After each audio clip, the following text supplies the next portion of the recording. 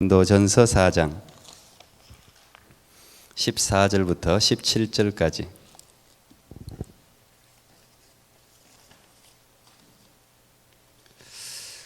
고린도전서 4장 14절부터 17절. 오늘 고린도전서 5번째 강의 스승과 아비라는 제목으로 말씀을 나누려고 하는데요. 4장 14절부터 17절 우리 한 절씩 교독하고 17절 같이 합독하겠습니다. 하나님의 말씀. 내가 너희를 부끄럽게 하려고 이것을 쓰는 것이 아니라 오직 너희를 내 사랑하는 자녀같이 권하려 하는 것이라.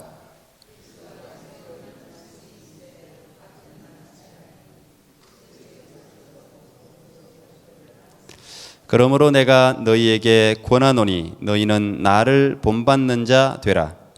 이를 인하여 내가 주 안에서 내 사랑하고 신실한 아들 디모데를 너희에게 보내었노니 저가 너희로 하여금 그리스도 예수 안에서 나의 행사 곧 내가 각처 각 교회에서 가르치는 것을 생각나게 하리라. 아멘. 편지 한 장을 좀 읽어드리고 말씀을 진행합니다. 2013년 6월 16일 차나 내가 하늘나라에 올라간 지 10년 만에 다시 불러보는구나. 바로 10년 전 아빠 여행 잘 다녀올게요 하고 우리 집 현관문에서 인사를 하니 내가 그래 잘 다녀오느라 많은 것 보고 와라 하고 그냥 서로가 보는 둥 마는 둥 하고 너는 인천공항으로 나간 것이 우리의 마지막 모습이다. 그런데 이게 웬일이냐. 런던과 파리 여행을 무사히 마치고 스위스로 가는 도중 내가 열차 사고로 죽었다는 소식을 외무부를 통해서 전달되었으니 청천벽력도 유분수지 26세의 꽃다운 젊은이의 최후가 이럴 수가 있겠냐. 오늘은 내가 죽은 지 이미 10년이나 지났으니 너의 죽음에 대하여 말을 많이 하지 않을게. 그러나 내 죽음이 너희 아빠를 얼마나 변화시켰는지는 이야기하고 싶구나. 편지 전체는 아니고요. 제가 중략하면서 읽습니다.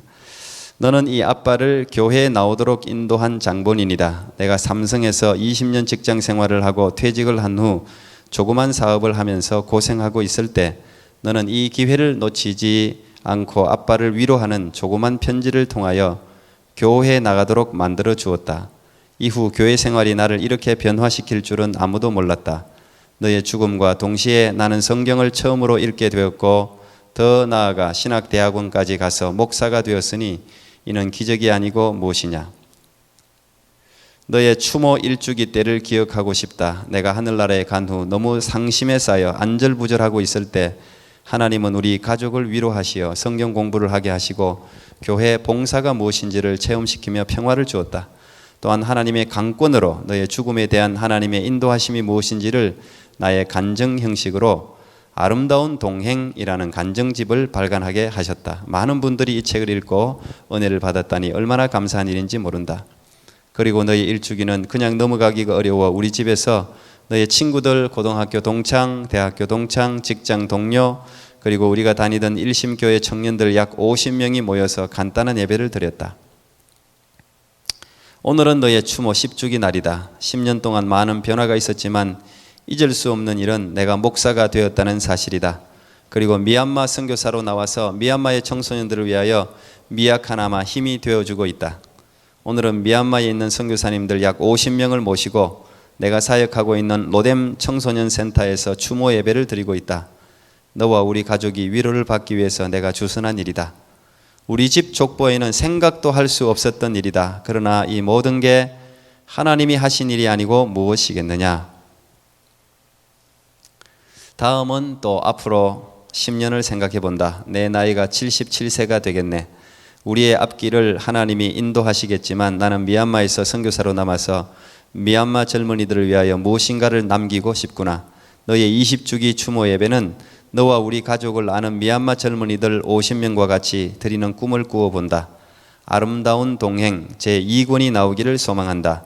미얀마 현지인들과 같이 동행하며 아름다운 사역들을 가꾸어 나가는 이야기들이 수록된 책 말이다. 아름다운 동행은 기적을 일으키는 책이다.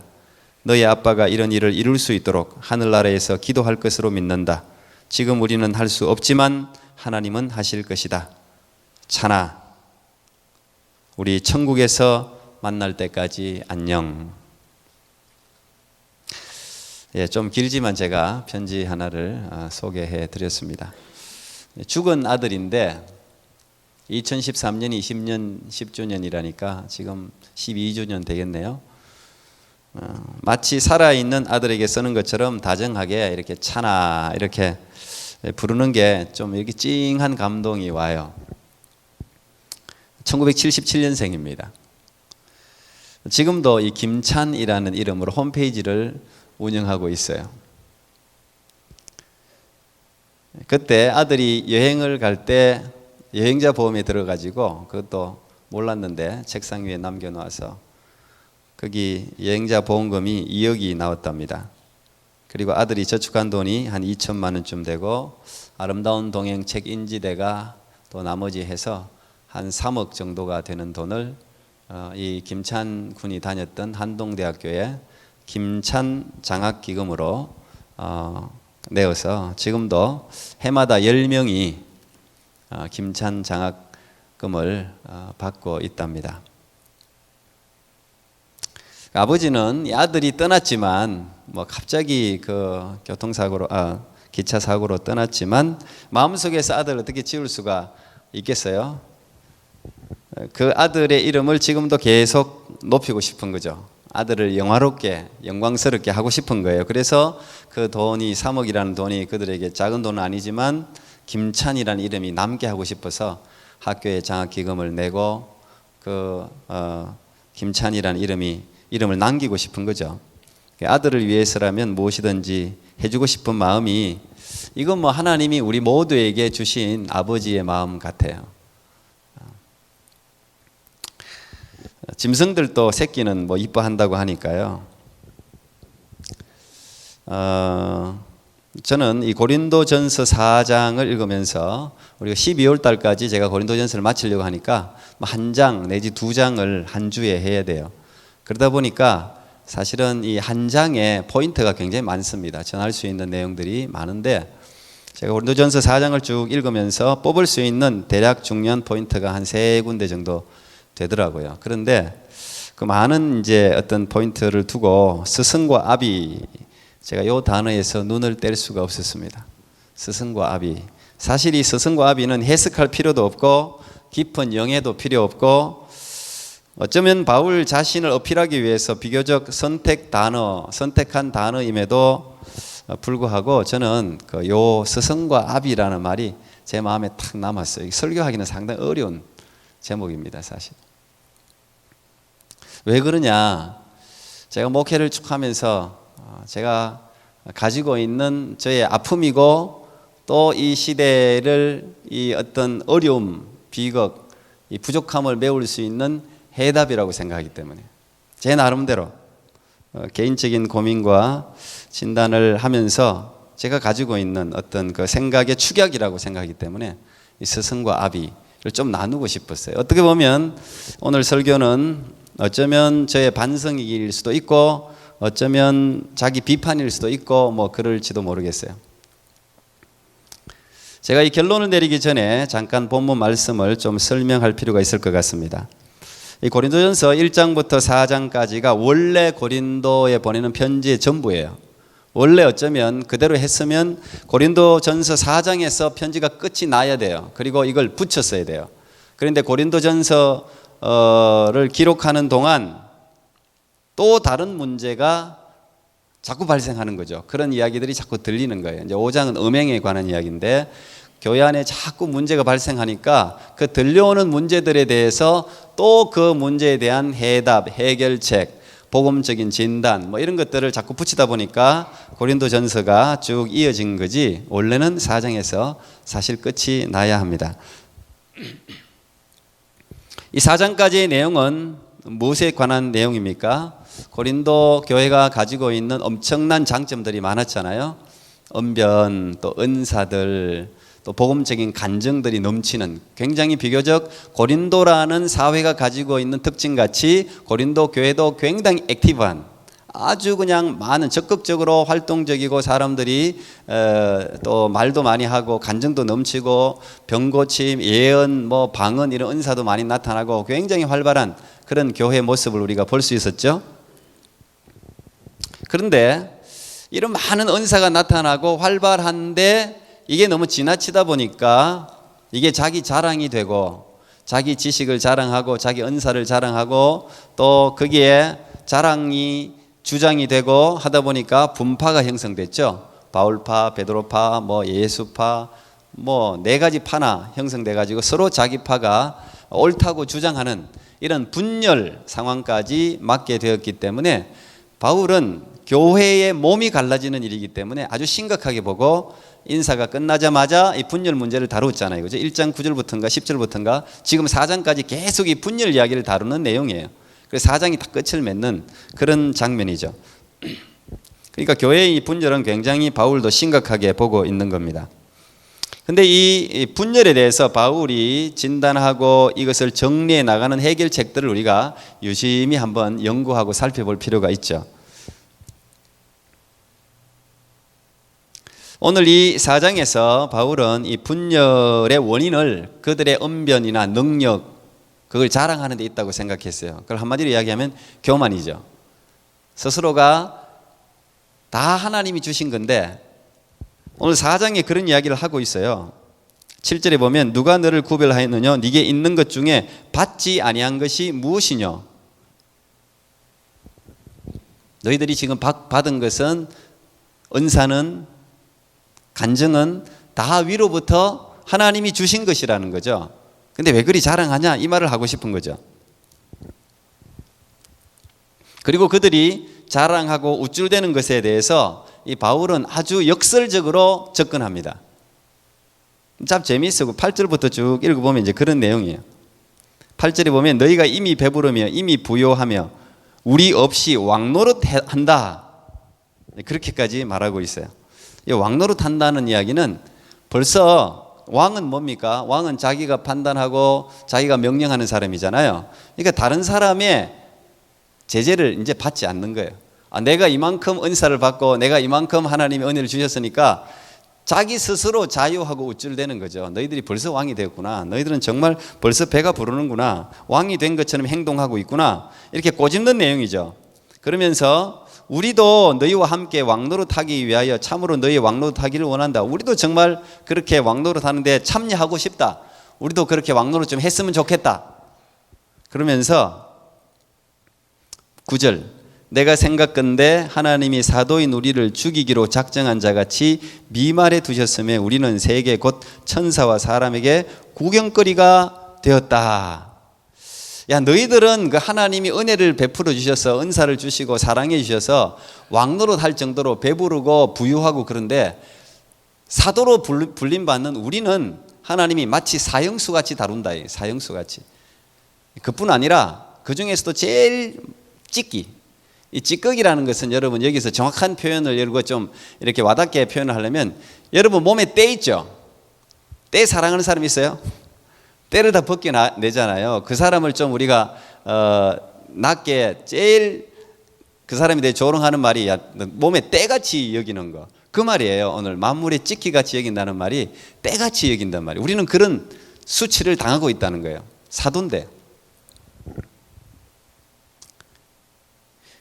10절 우리는 그리스도의 영고로 미련하되 너희는 그리스도 안에서 지혜롭고 우리는 약한데 너희는 강하고 너희는 존귀한데 우리는 비천하고 우리는 지금 이 시간도 줄이고 목마르고 헐벗고 매맞고 갈 데도 없고 손이 부르트도록 공동번역 한번 띄워주세요. 11절부터 보면 이렇게 표현하고 있어요. 공동번역인데요. 우리는 지금 이 시간에도 굶주리고 목마르고 헐벗고 매맞으며 집 없이 떠돌아다니고 있습니다. 그리고 손발이 부르트도록 노동을 하고 있습니다. 그러면서 우리는 욕하는 사람을 축복해주고 우리가 받는 박해를 참아내고 비방을 받을 때는 좋은 말로 대답해 줍니다. 그래서 우리는 지금도 이 세상의 쓰레기처럼 인간의 찌꺼기처럼 살고 있습니다.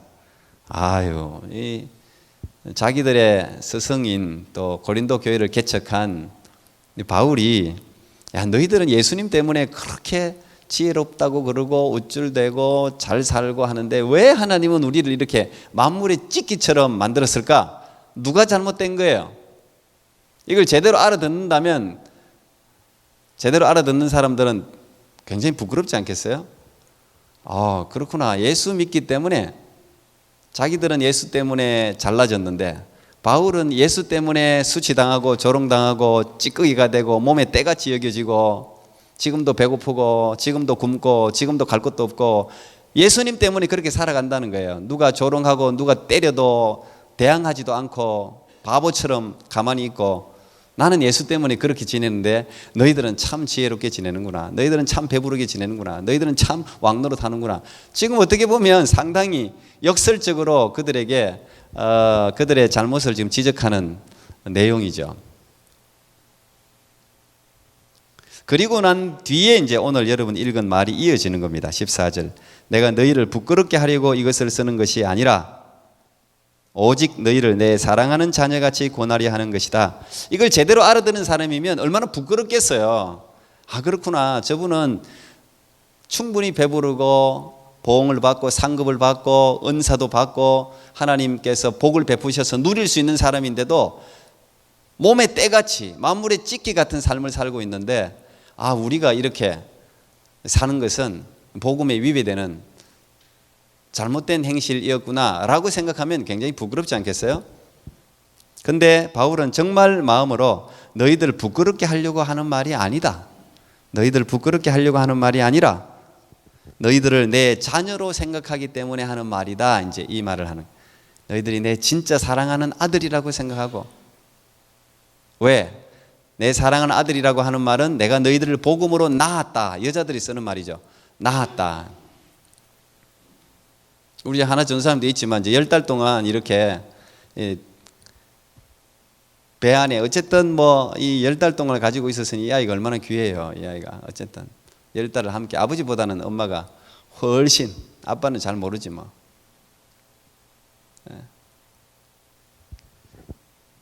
그래, 엄마 여성적인 표현을 쓰고 있는 거예요. 내가 복음으로 너희를 낳았다 해. 낳았다는 이야기는 상고의 고통을 겪었다는 말이 포함되어 있죠. 그래서 너희들을 내 자녀로 생각하고 내가 장피 주려고 하는 게 아니고 진짜 생각하기 때문에 이런 말을 한다. 그리고 15절에 이어지는 말이 그리스도 안에서 1만 스승이 있으되 아비는 많지 아니하니 그리스도 예수 안에서 복음으로 내가 너희를 낳았다. 여기 스승이라는 이 헬라어 단어는 갈라디아에서는 몽학 선생이라고 표현하고 똑같은 말이에요. 헬라어 단어가. 이 선생이라는 것은 오늘 우리가 생각하는 그런 티처라는 개념보다는 조금 다를 수 있습니다. 그 당시 스승이라는 이 단어는 자기 사랑하는 아들에게 많은 교육을 시키기 위해서 가장 충실한 노예 하나를 붙이는 거예요. 그래서 그 노예가 이 아이가 교육을 잘 받을 수 있도록 감시도 하고 케어도 해주고 학교도 데려다 주고 실제로 에티켓도 가르치고 가장 지혜롭고 또 현명하고 믿을 만한 노예를 붙여줄 때 그 노예들을 스승이라고 불러요. 스승. 이 1만 스승이 많지만 여러분, 그런 스승과 아비가 같겠습니까? 이 당시로 치면 어떤 거짓 교사들을 이야기한다고 빗대어서 말한다고도 볼 수 있겠죠. 너희들에게 이런저런 가르치는 여러 가지 그냥 많은 지식과 철학과 수많은 사상들을 가르치는 스승들은 1만 명이나 있다. 물론 1만이라는 게 꼭 수치적인 개념은 아니죠. 그렇게 많다는 거예요. 고린도에 얼마나 많았습니까? 그 당시 초대교회 때 얼마나 많은 사상 철학자들이 있었습니까? 거짓 교사들. 그런데 아비는 하나밖에 없다. 아비는 많지 않다. 낳았다라는 표현은 바울이 가끔씩 쓰는 표현이에요.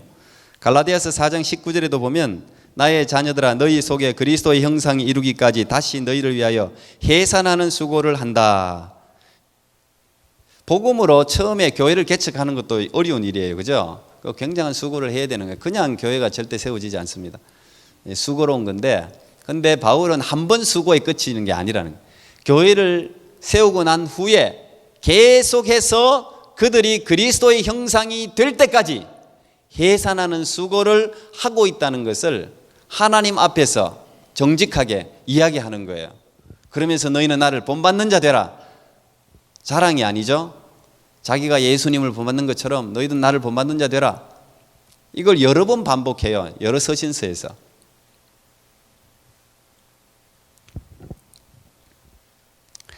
아비의 마음으로 그들을 사랑하고 케어하고 양육했다는 사실을 바울 스스로가 증거하고 있어요. 이 스승하고 아비의 차이가 어디 있을까요? 뭔가를 좋은 길로 인도하고 가르치는 건 공통점일지 모르겠는데 누가 차이를 이렇게 정리해 놨던데요. 그 중에 몇 가지를 제가 보니까 스승은 말로 가르친답니다. 그러나 아비는 삶으로 가르친답니다. 스승은 길에 서서 방향을 제시해 준대요. 그러나 아비는 그 길을 함께 걸어간답니다. 스승은 저 사람 닮아라, 이 사람이 위대하다, 이 사람 쫓아가면 된다 라고 말하지만 아비는 나를 닮아라 라고 말한답니다. 스승은 참을 수 있을 만큼만 참고 기다리는데 아비는 죽을 때까지 참고 기다린답니다. 스승은 책임감으로 가르치지만 아비는 사랑으로 가르친답니다. 스승은 지식을 부어줌으로 가르치지만 아비는 자신을 부어줌으로 가르친답니다. 스승은 환경이나 조건이 허락되면 가르치지만 아비는 악조건 속에서도 가르친답니다. 아마 이 아비의 모습을 가장 잘 보여주는 것이 누가복음 15장에 나와 있는 탕자의 비유 같아요. 언제 봐도 잘하는 내용인데 언제 봐도 감동스러워요. 제가 언제 선교 가서 다른 목사님이 탕자 비유로 설교를 하시는데 들어도 언제 들어도 은혜스럽더라고요. 선교지에서 들으니까 더 은혜스럽더라고요. 다른 이야기 할 필요도 없을 거예요. 탕자 비유를 쫙 이야기해 주니까 선교지에 있는 사람들에게는 정말 맞는 메시지 같더라고요. 그 메시지가. 여러분 잘 아시잖아요. 탕자 배은망덕하게 아버지가 죽지도 않았는데 자기 몫을 달라고, 둘째인데 첫째도 아니고 달라고 해서 결국은 빼앗다시피 해서 아버지에게 재산을 빼앗아 가잖아요. 그리고 자기가 한번 마음대로 살고 싶어서 뭐 흥청망청 마음대로 삽니다. 근데 어떻게 됩니까? 성공은커녕 허랑방탕하게 모든 재산을 다 탕진하고 거지가 됩니다. 그냥 먹을 게 없어가지고 돼지가 먹는 쥐엄 열매 먹고 그것도 먹을 게 없고 배가 고프니까 할 수 없이 아버지에게 돌아가면 아유 그래도 짐승들 먹는 먹이 정도는 주겠지 생각하고 돌아오잖아요. 그게 제일 잘한 선택인데 돌아와요. 근데 아버지가 계속 기다리고 있죠. 자, 아들이 딱 보니까 아들인지 분간도 못할 정도라 너무 상거지, 거지 중에서 상거지니까 얼굴을 분간할 수가 없어요. 냄새도 나고. 자, 그런데 만약에 스승이라면 그 아들 보자마자 이놈의 새끼 내가 그럴 줄 알았다 그러면서 내가 분명히 너보고 경고했지, 내가 그렇게 나가면 그렇게 안 된다고 했지, 내가 뭐라 그랬니? 그러면서 아마 가르칠 거예요. 먼저 훈계부터 먼저 할 거예요. 그런데 누가복음 15장에서 그 아버지는 전혀 그에게 따진 것도 없고요, 충고 한마디 한 게 없고요, 가르친 것도 없어요. 너 왜 이렇게 됐니? 묻지도 않았어요. 그저 아버지의 마음으로, 아버지의 사랑으로 그를 안아줬어요. 만약에 그 아들을 무릎 꿇게 해놓고 잘못한 것을 하나하나 가르치려고 했다면 그 아들이 다시 또 집을 나갔을 수도 있을 거예요. 진짜 당자가 되었을 수도 있을 거예요. 사실은 사랑받을 자격이 전혀 없잖아요. 뭐 아버지가 나가라고 한 적도 없고 자기 스스로의 결정, 스스로의 판단으로 나가서 누가 간섭한 것도 없고 자기가 하고 싶은 대로 다 하다가 망한 거잖아요. 당연히 꾸지람도 들어야 되고 책망도 받아도 할 말이 없어요. 자기 스스로도 그랬어요. 아버지 보자마자 아버지 함부로 자수하는 거지. 나는 아들이라는 부름을 받을 자격도 없어요. 아들이라고 안 불러도 돼요. 아버지 그냥 이 집의 종처럼만 먹을 것만 주세요. 뭐 이렇게 자기가 이실직고 했어요. 그 마음이 오죽했겠습니까? 그런데 아버지는 거기에 대해서 전혀 묻지 않고 아들을 아들로 오자마자 아들이라는 이 가락지를 끼워주잖아요. 다 가지고 있다. 이 가락지를 끼워주면 네가 내 아들이라는 것을 많은 사람들에서 증명해 보이는 거 아닙니까? 가락지를 끼워주고 옷을 입혀주고 잔치를 베풀고 그 아들을 아들로 맞아들입니다. 오히려 잃었던 아들을 찾았다고 더 기뻐하잖아요. 잔치를 베풀잖아요. 결국 그 뒤에 이야기가 어떻게 됐을까? 우리는 충분히 상상할 수 있어요. 그 아들은 아버지의 사랑 때문에 분명히 완전히 그의 삶이 바뀌었을 겁니다. 나무란과 구중은 사람을 잘 변화 못 시켜요. 아무리 뭐라 그래도 그게 정말 사랑이 가득 담긴 그 질책이고 그 사랑이면 몰라도 나무람은 사람을 못 변화시키는 것 같아요. 사랑이 사람을 변화시키는. 그 아버지의 사랑이 그 아들을 변화시켰어요. 오늘 이걸 보면서 저는 이렇게 설교하는 저 자신도 정말 참 강대상에서 이 말을 해야 될지 안 해야 될지 고민했는데 참 부끄러운 게 많아요. 언제 저는 이런 아버지의 모습으로 목회할 수 있을까? 사실 제 최대의 고민입니다. 새벽마다 하는 기도 제목이에요. 사실 하나님이 계속 제게 말씀하시는 말씀의 내용이에요. 그래도 잘 안 돼요. 날마다 회개하고 고개 숙이는 게 저의 솔직한 모습입니다.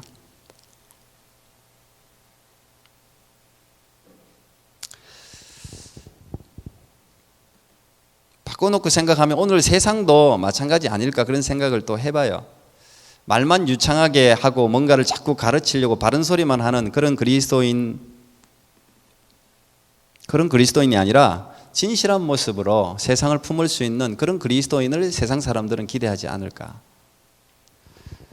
우리 자녀들도 마찬가지죠. 일만 스승처럼 가르치려고만 하는 부모보다는 삶으로 진실된 예수님의 사랑을 보여주는 아버지 어머니를 원하지 않을까. 주일학교 학생들도 마찬가지죠. 성경을 지식적으로 가르치는 교사가 아니고 예수님의 사랑을 삶으로 보여주는 교사를 간절히 기다리진 않을까. 저도 참 교사를 하고 목사를 하는데 참 이 부분이 늘 하나님 앞에 늘 부끄럽고 늘 고민하고 늘 참 몸부림치는 부분입니다. 제가 중학교 또 주일학교 교사도 오래 했는데 그때는 마음으로 했던 것 같아요. 정말 아이들을 사랑하면서 마음으로 했던 것 같아요. 울면서 참 많이 울었습니다. 교사하면서 목회자 때보다 더 많이 울었던 것 같아요. 그 아이들에게 뭔가를 해줄 수 없는 그 안타까움 때문에 참 많이 울었어요. 근데 그 교사의 마음을 목사가 돼가지고 점점 잃어버리고 있으니 참 저 자신도 얼마나 안타까운지 모르겠어요.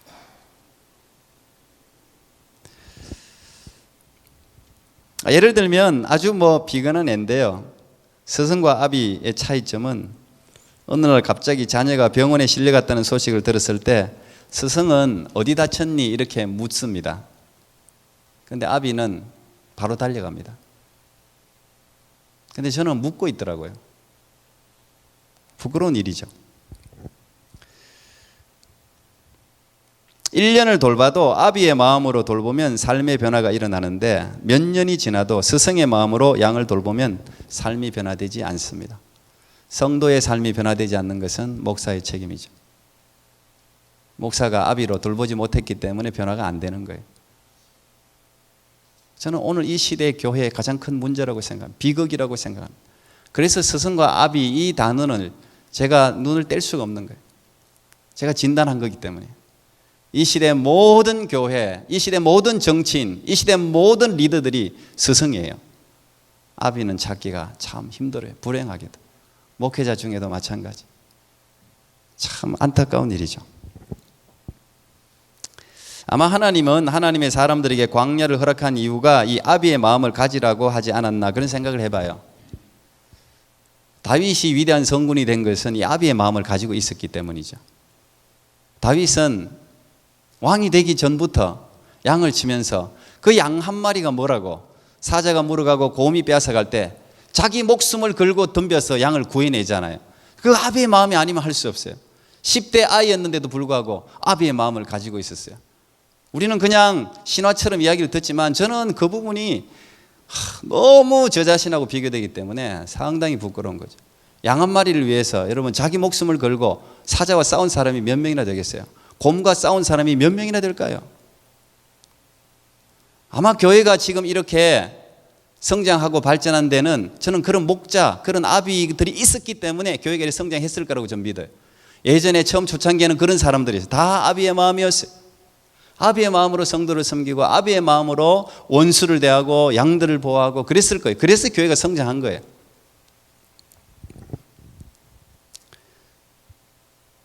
모세도 마찬가지죠. 40년 광야 생활 시키면서 양치는 목자로 지냈잖아요. 그 지팡이 하나가 우리 하나님 지팡이 교회지만 지팡이가 양치는 도구 아닙니까? 왜 하나님이 40년을 양을 치게 했을까? 저는 이 양 한 마리의 소중함을 가르친 거라고 생각해요. 양 한 마리가 막 풀을 그냥 잘 뜯고 있으면 자기도 기쁘고 행복하고, 양이 아프고 비실비실대고 하면 자기도 슬프고, 하루의 삶의 감정이 양을 바라보면서 그렇게 바뀌는 거예요. 양이 좋으면, 양이 오늘 모습이 밝고 그냥 잘 먹으면 자기도 기쁘고, 아마 저는 모세가 40년 양치는 목자를 살면서 그렇게 됐을 거라고 생각해요. 자기의 하루에 기분이 좋고 나쁘고가 거기에 따라서 결정돼요. 완전한 목자가 되는 거죠. 우리는 어떤지 모르겠어요. 목사뿐 아니라 우리 리더십들도 다 마찬가지라고 생각합니다. 여러분 진짜 부모니까 여러분 진짜 자식들이 좋으면 좋고 안 좋으면 안 좋고 뭐 그런 감정의 기복을 느끼잖아요. 잘 되면 좋고, 그게 아비 마음이거든요. 요즘 이제 이 토론토 야구단인 블루제이 때문에 사람들이 막 신나 있던데, 이렇게 저도 한번 10년 전에 한번 경기하는 거 한번 본 적이 있는데 요즘 잘한다면서요. 그래서 뭐 너무 좋아하던데, 제가 최근에 한국 시리즈 우연히 이렇게 뉴스 보다가 지금 삼성 라이온스가 연속 4년인가 5년 시리즈 우승을 하고 있어요. 저도 굉장히 학창 시절에는 좋아했으니까, 그 중에 이제 유중일, 아시는 어른들은 아실 거예요. 유격수로 유명했습니다. 치기도 잘 치고. 저도 좋아하는 인물인데, 이분이 지금 감독입니다, 삼성에. 근데 4년, 5년을 계속 한국 시리즈 우승하는 게 쉽지 않거든요. 그래서 어느 기자가 이걸 분석해 놓은 걸 제가 잠깐 봤는데, 이분이 제가 고등학교 때도 봤으니까 삼성에서만 저 블루 유니폼을 입고 29년을 지냈다. 완전 삼성맨이에요. 다른 데 가본 적이 없어요. 저기서 선수하다가 코치하다가 감독까지 됐어요. 그러면서 이 기자가 우승의 비결을 이 유중일 감독의 그 삼성에 대한 각별한 애정이라고 표현해 나왔더라고요. 자기가 선수부터 코치, 감독까지 됐으니까 삼성에 대해서 특별한 사랑을 가지고 있다는 거죠. 그래서 모든 감독은 그 해에 성적을 내지 않으면 쫓겨나요. 그런데 이 유중일 감독은 그 해에 뛰어난 성적을 낼 뿐만 아니라 삼성의 미래를 생각한다는 거예요. 5년 후, 10년 후, 그걸 위해서 지금 잠깐 질책받고 구중 듣는 걸 감수한다는 거예요. 그러면서 선수를 찾아내고 길러내고 소통하고 그렇게 한다는 거예요. 제가 그게요, 마음에 쫙 와닿았어요. 만약에 이분이 아마 목회자 했어도 잘했을 것 같아요.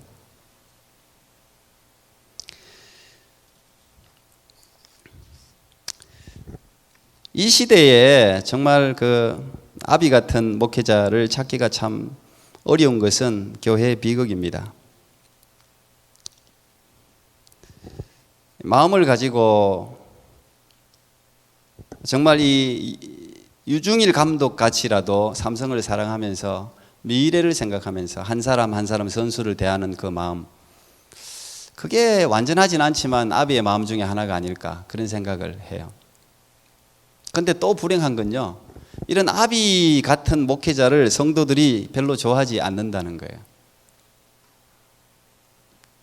신자들이 좋아하는 목회자는 아비 같은 목회자가 아니라 이웃집에 사는 아저씨 같은 목회자를 좋아한대요. 그 말은 좋은 말 해주고 당장에 내 어려움 해결해주고 싫은 말 안 하고 훈련 같은 거 안 시키고 먼 미래보다는 당장 현실에 만족을 주는 목사를 신도들도 좋아한대요. 그러니까 이 쌍방간의 불행이에요, 교회가. 저는 이게 정말 목회자와 성도가 정말 함께 고민해야 할 매우 심각한 이 시대 문제라고 생각해요. 제가 이민 목회를 하면서 정말 힘이 빠지는 게, 저도 이제 뭐 사실 이민 목회 말할 것도 없고 이민 목사잖아요. 저도 뭐 그래 됐는데, 이민 목사, 이민 성도, 이민 교회는 좋은 말이 아니에요. 그 특징이 뭔지 아세요? 그래서 이민 목사야, 이민 교회야. 이게 특징이 뭐냐 하면 영혼이 없어요. 이민 삶에 지치다 보니까 신앙생활도 똑같고 인간관계도 똑같고 살아가는 게 영혼이 없어요. 관계를 영혼 없이 해요.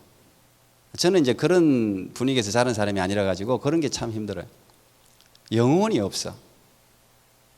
마음으로 진실하게 마음으로 사람을 대하지. 목사님들 중에서도 제가 이 목회자라고 잘 안 만나려고 해요.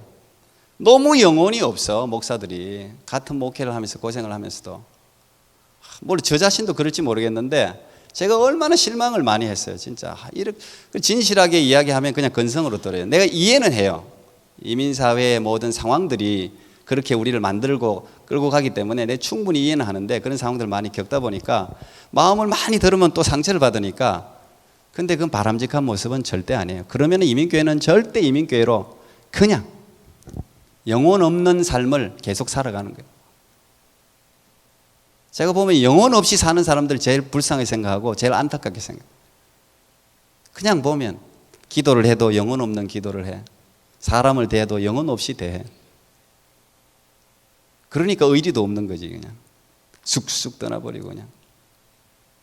그게요, 제가 이민교회 하면서 참 상당히 저를 힘들게 하는, 참 제가 마음이 아픈, 그러나 바람직하지는 않은, 그걸 어떻게 고쳐야 될지 대안은 모르겠고, 저 자신부터가 그렇죠. 저 자신부터가 아비의 심정이 부족한 거예요. 제가 이 캐나다에 오면서 하나님이 제게 지속적으로 하신 말씀이 그건데, 제가 오면서부터 한국에서부터 늘 생각한 건데, 캐나다로 가면서부터는 내가 부성적인 목회를 해야 되겠다, 어머니 같은 목회를 해야 되겠다 결심하고 왔는데도 제가 우리 교회 10년 개척해서도 안 되는 거예요. 그리고 그런 우리 부교육자들도 그런 사람들 보면 너무 안타깝죠. 그렇게 되면 안 되는데, 참 부족한데 여러분 기도해 주십시오.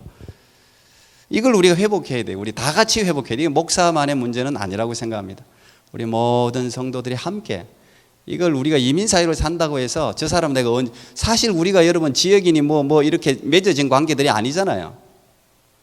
여기 이민 왔기 때문에 만난 관계잖아요. 그렇다고 해서 피상적으로 만났어야 되겠어요? 단 1년을 있어도. 그래서 여기 잠깐 있다가 가는 사람들의 대부분 특징들이 그렇죠. 여기 있을 곳이 아니니까 대충, 참 불행한 일이에요. 그건 1년이 적은 세월이 아닙니다. 2년도 적은 세월이 아니에요. 3년 적은 세월 아니죠. 왜 그 세월을 그렇게 허비하는지 모르겠어요. 마음을 들여서, 사람을 대해도 마음을 들여서, 상처를 받을지라도 마음을 들여서, 그 상처도 마음을 들인 사람이라 받지, 마음 안 들인 사람은 상처도 안 받아요. 그럼에도 불구하고 나는 바울이 얼마나 많은 상처를 받았을까를 생각하죠. 무지하게 상처받았을 거예요. 그러나 바울은 누구를 생각하는 거예요? 예수님을 생각하는 거예요. 예수님만큼 상처받은 사람이 어디 있어요? 예수님이 스승으로 되었습니까? 예수님은 최고의 스승이셨지만 최고의 아비셨어요.